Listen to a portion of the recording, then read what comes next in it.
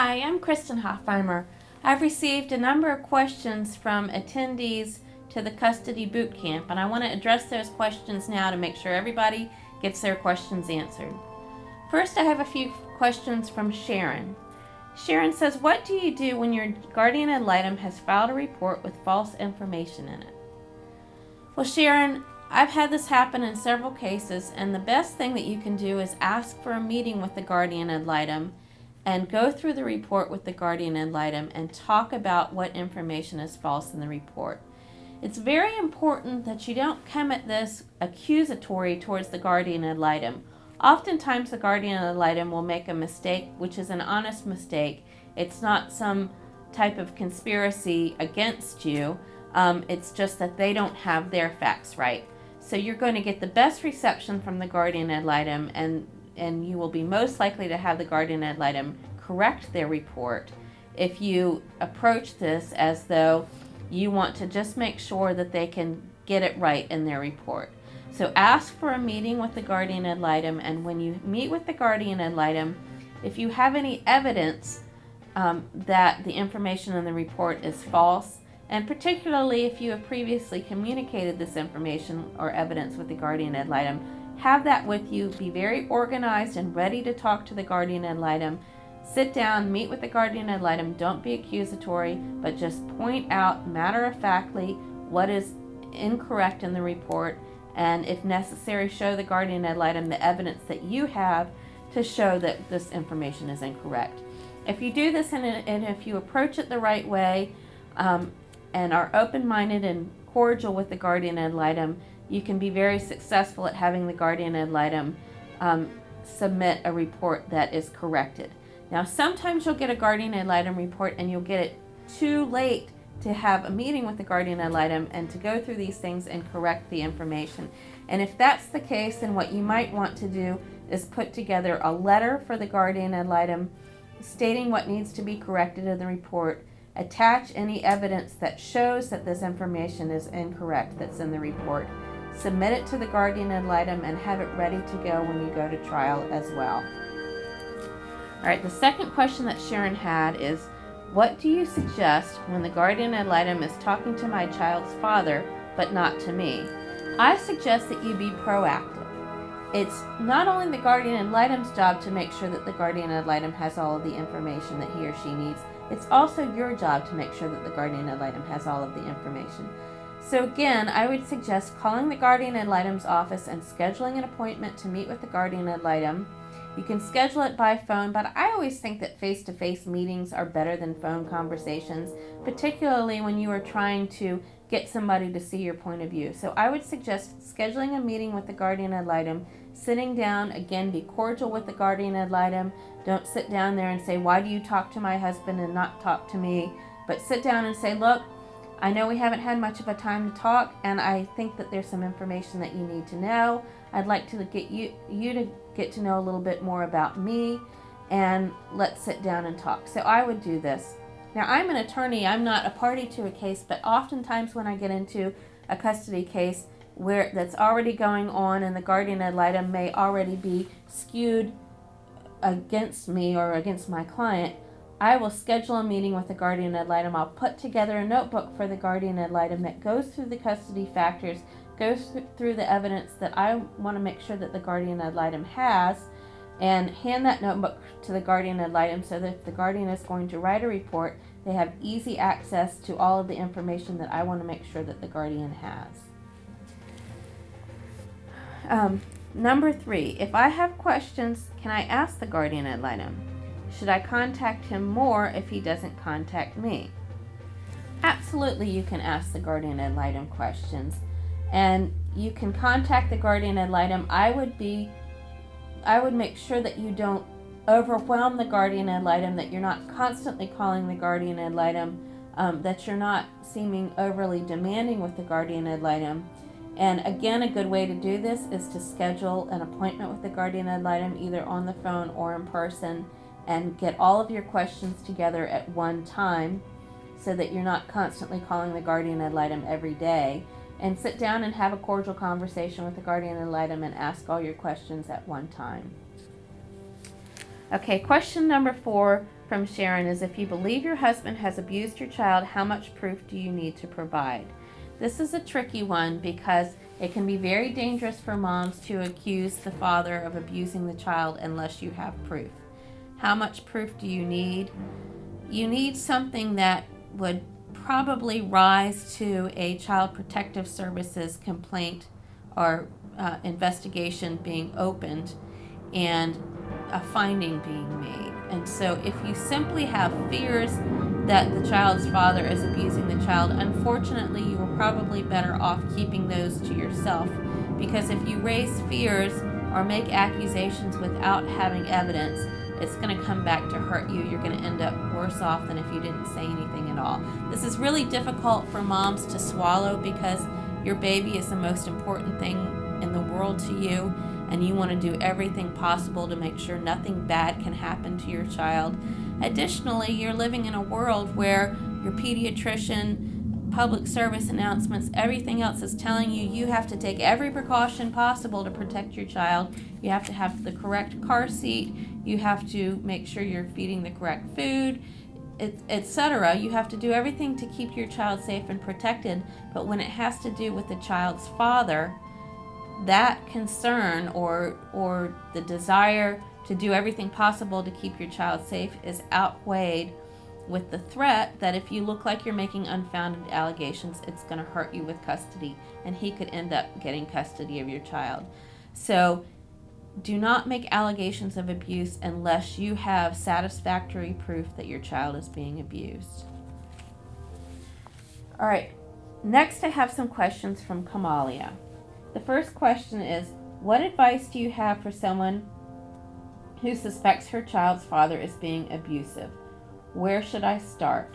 Again, I addressed this with Sharon's question. I addressed this with a previous question. But if you suspect the child's father is being abusive, don't start ringing the alarms now. You need to make sure that you've got good evidence that the child is in fact being abused before you raise the issue of abuse. Otherwise, it may end up hurting you. It is very difficult to sit on your hands and do nothing and say nothing when you suspect that your child is being abused. But if it's just a suspicion, you are better off not raising the suspicion. One thing that you can do if you don't have evidence that your child is being abused, but you have concerns that your child may be being abused, is make sure that there are as many eyes on the situation as possible. So if your child has a guardian ad litem, that's another person who's looking out for the child, I would not go to the guardian ad litem and say, I think father is abusing the child. But you could go to the guardian ad litem if, for instance, you're concerned about the father's drinking and the father's behavior while the child is with the father. You could say, look, I'm very concerned that my child's father has a drinking problem. At this point, I'm not alleging anything. I just want to make sure that everybody is aware to keep an eye out for this problem. Likewise, with other situations, you don't want to make an allegation of abuse if you don't have evidence, but you want to keep as many people involved as possible, and without looking like you are being overreactive, you want to make sure that people know about your concerns. Having a therapist involved can be a very good thing in the situation where you've got concerns about abuse, but you don't have any evidence of abuse. All right, Kamalia has another question, and that is, I live 4 hours away and can't attend the seminar. I want your help. What can I do? Well, Kamalia, you're in luck because we are in the process of making a DVD of Custody Bootcamp so that if you cannot physically attend the Custody Bootcamp, you can get the DVD, get the workbook with the DVD, and get all the information that you would get if you were attending the Custody Bootcamp. So we'll keep you apprised of the process of that. All right, next we have a question from Lolita. Lolita says, my child's father was in the military. He cheated on me, and whenever I tried to pursue any legal action, the military covered up for him and made it impossible for me to win my case. My kids are grown now, but what advice would you offer to other women whose husbands are in the military? This is a very good question, and my advice would be to stop and think before reporting things to your husband's command. A lot of times women who are married to military members think that if they contact the husband's command, the command is going to make the husband behave properly. Now remember that if your husband is in the military, he is property of the military, and the military wants to protect their military members, be able to have them mission ready, be able to utilize those military members. And that is the military command's primary concern with the military member, not making sure that the military member is treating his wife or his children properly.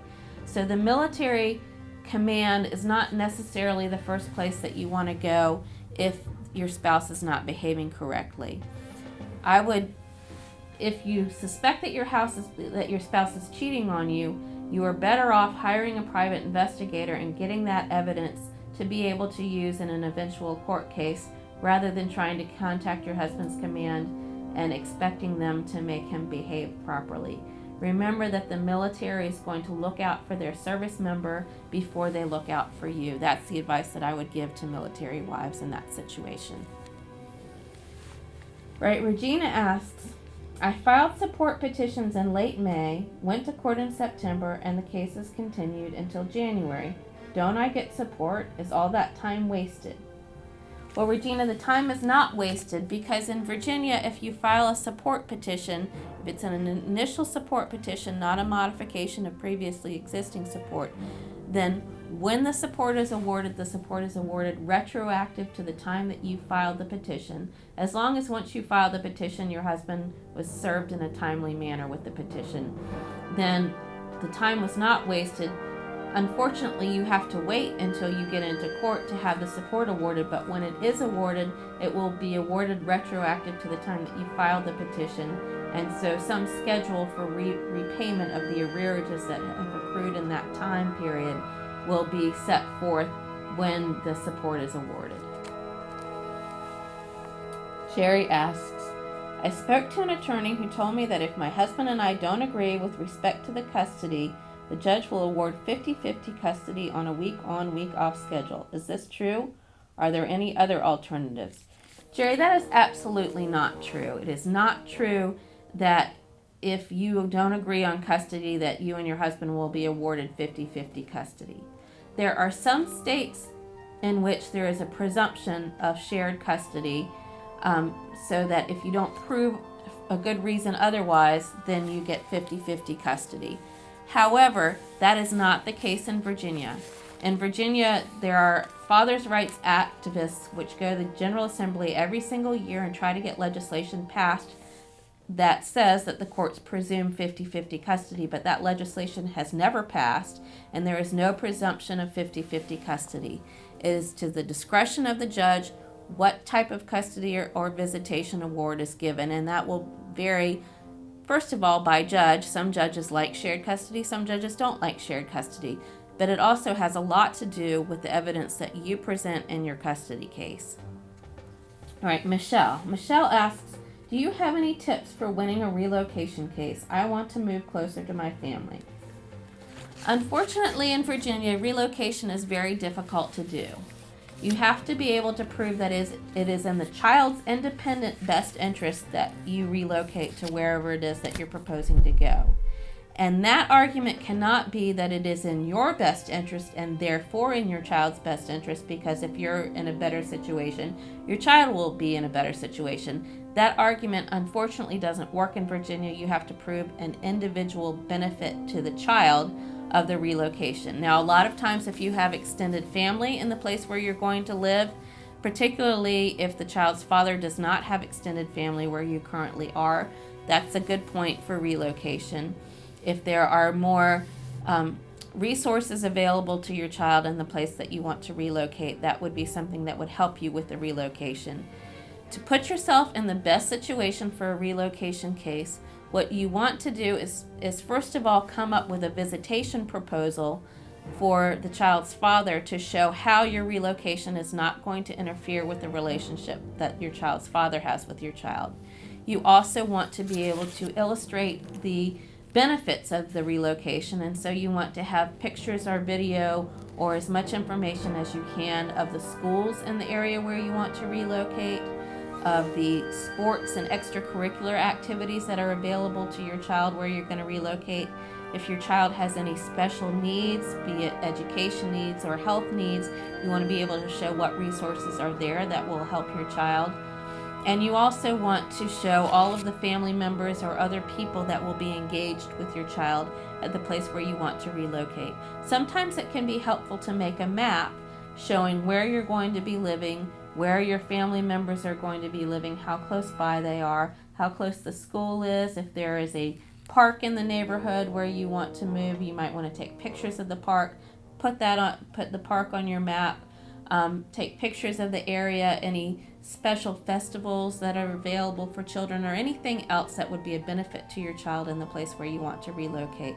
So showing what is available where you want to relocate, where those things are located, giving the judge a feel for the place where you want to move with the child is important, and also important is showing how you're going to be able to facilitate your child's relationship with the father if you do relocate.